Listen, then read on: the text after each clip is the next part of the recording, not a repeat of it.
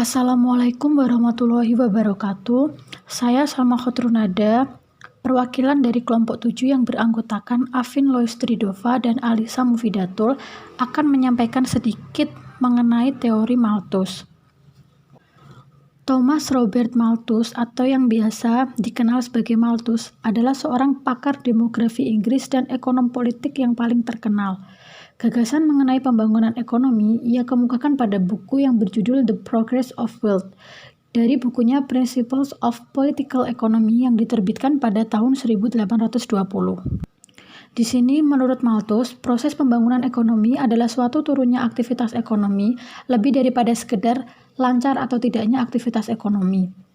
Dalam teorinya ini, Malthus tidak menggambarkan adanya gerakan perekonomian menuju keadaan stasioner, melainkan adanya kemerosotan beberapa kali sebelum mencapai tingkat tertinggi dari pembangunan.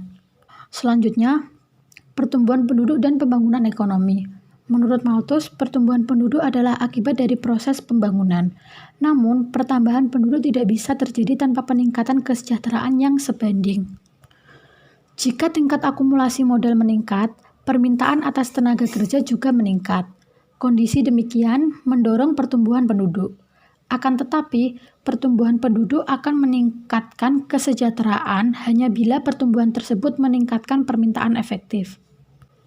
Di sini, Malthus memiliki beberapa saran untuk meningkatkan pembangunan ekonomi. Antara lain, yang pertama adalah dengan meningkatkan faktor ekonomi. Artinya, pertumbuhan berimbang. Perekonomian dibagi menjadi dua, yaitu sektor pertanian dan industri. Kemajuan teknologi pada kedua sektor yang membawa pada pembangunan ekonomi. Yang kedua adalah meningkatkan permintaan efektif. Langkah-langkah untuk meningkatkan permintaan efektif yaitu 1. Pendistribusian kepemilikan tanah secara adil.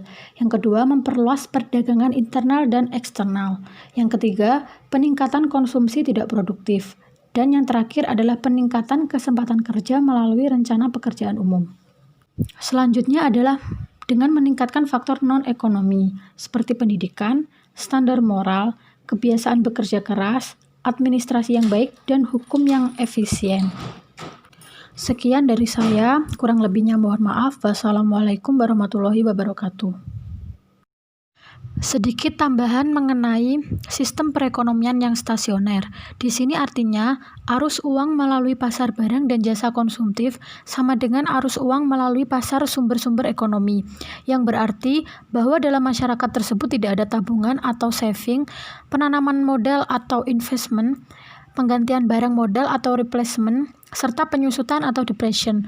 Model tersebut dapat diperluas dan dibuat lebih kompleks menurut keperluan, umpamanya untuk menggambarkan perekonomian yang tumbuh, perekonomian yang mundur, atau untuk menggambarkan peran pemerintah dalam kehidupan ekonomi. Sekian, terima kasih.